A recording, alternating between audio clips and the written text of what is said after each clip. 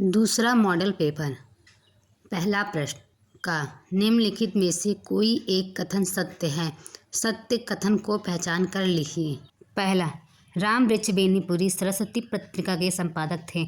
दूसरा, डॉक्टर हजारी प्रसाद द्विवेदी हिंदी के प्रसिद्ध आलोचक हैं। तीसरा, रानी केतकी की कहानी महादेवी वर्मा ने लिखी है। चौथा, स्कंदगुप्त डॉक्टर कुमार वर्मा की रचना है। खा, निम्नलिखित कृतियों में से किसी एक कृति के लेखक का नाम लिखिए। पहला, नीड़ का निर्माण फिर। दूसरा, भोर का तारा। तीसरा, तौलिए। चौथा, नए मेहमान। गा, किसी एक रेखा चित्र लेखक का नाम लिखिए। घा, करबला किस विधा की रचना है। इंग्या, काका कालेलकर की एक कृति का नाम लिखिए। दूसरा प्रश्न का प्रगतिवाद युग की दो विशेषताएं बताइए। खा, उर्मिला और सुनहरे सहबाल के रचयिताओं का नाम लिखिए। गा, धर्मवीर भारती की किन्हीं दो काव्य कृतियों के नाम लिखिए। तीसरा प्रश्न, निम्नांकित गद्यांशों में से किसी एक के नीचे दिए गए प्रश्नों के उत्तर दीजिए। का, उन्होंने स्वयं जो कुछ भी देखा, सुना और अनुभव किया उसी को अपने निबंधों में लिपिबद्ध कर दिया। ऐसे निबंधों की सबसे बड़ी विशेषता यह है कि वे मन की स्वच्छंद रचनाएं हैं। उनमें न कविता की उदात्त कल्पना रहती है, न आख्यायिका लेखक की सूक्ष्म दृष्टि और न विज्ञानों की गंभीर तर्कपूर्ण विवेचना। उनमें लेखक की सच्ची अनुभूति रहती है। उनमें उसके सच्चे भाव की सच्ची अभिव्यक्ति होती है।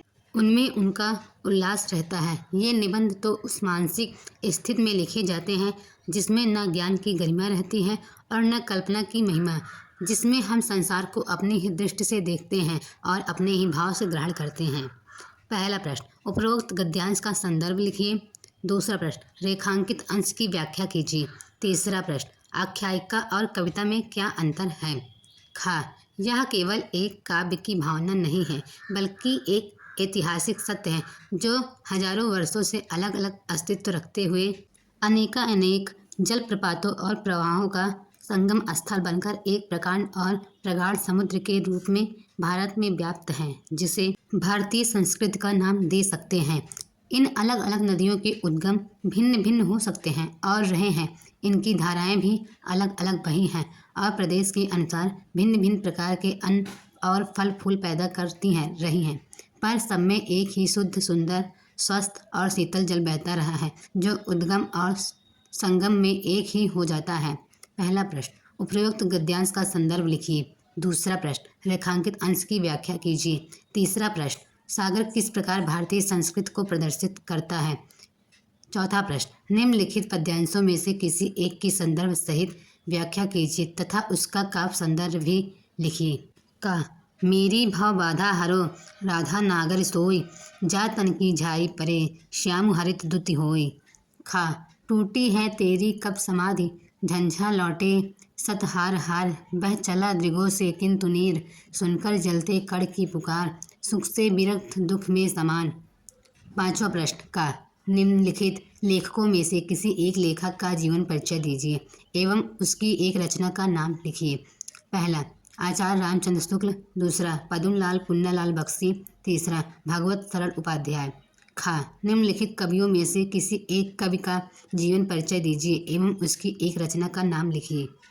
पहला, सूरदास। दूसरा, सुमित्रानंदन पंत। तीसरा, माखनलाल चतुर्वेदी।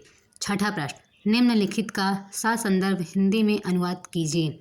विश्वस्य स्रष्टा ईश्वर एक एव इति भारतीय संस्कृते मूलम, विभिन्न मतावलंबिनम विविधे नामाभि एकम एव ईश्वरम भजन्ते, अग्नि इंद्रा विभिन्न कृष्णा करीम रामा रहीमा जिना बुद्धा ख्रिस्ता अल्लाह इत्यादीना नामानि एकस्य एव परमात्मना सन्ति, तम एव ईश्वरं जना गुरु इत्यपि मन्यते, अतः सर्वेषां मतानां समभावा सम्मानस्य अस्माकं संस्कृते संदेशा।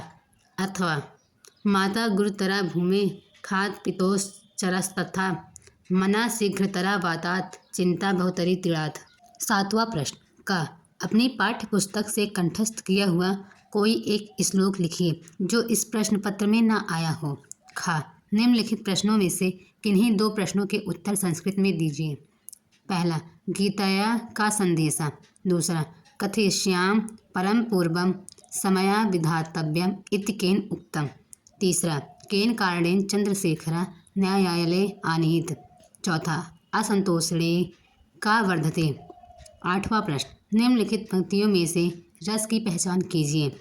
का, गाधि सुनु का हृदय अस्य मुनि हरिये सूझ। अब मैं खांड न ऊख मैं अजहु न बूझ अबूझ। अथवा, हे जीवतेश उठो उठो, यह नींद कैसी घोर है क्या तुम्हारे योग्य, या तो भूमि सेज कठोर है। खा, उत्प्रेक्षा अथवा उपमा अलंकार की सोदाहरण परिभाषा दीजिए। ग, सोरठा अथवा रोला छंद को उदाहरण सहित परिभाषित कीजिए। प्रश्न 9वां, का, निम्नलिखित उपसर्गों में से किन्हीं तीन के मेल से एक एक शब्द बनाइए। पहला अन, दूसरा अ, तीसरा सा, चौथा उन, पांचवा नि, छठा दू। खा, निम्नलिखित में से किन्हीं दो प्रत्ययों का प्रयोग करके एक एक शब्द बनाइए।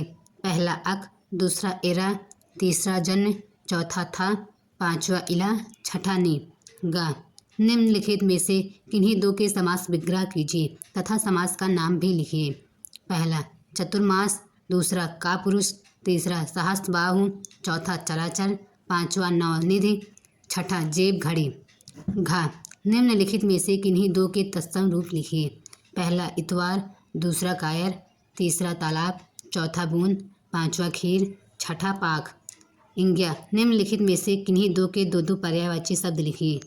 पहला सुरेश, दूसरा धेनु, तीसरा दीवा, चौथा पर्वत, पांचवा बादल, छठा अली। 10वां प्रश्न, का, निम्नलिखित में से किन्हीं दो में संधि कीजिए और संधि का नाम लिखिए। पहला मधुधन अरि, दूसरा महाधन ओधा, तीसरा एक धन एकम, चौथा नाधन एव, पांचवा अनुधन एषणम, छठा प्रतिधन उत्तरम। खा, निम्नलिखित शब्दों के रूप षष्ठी विभक्ति द्विवचन में लिखिए। पहला मति अथवा मधु, दूसरा तद नपुंसकलिंग अथवा नदी।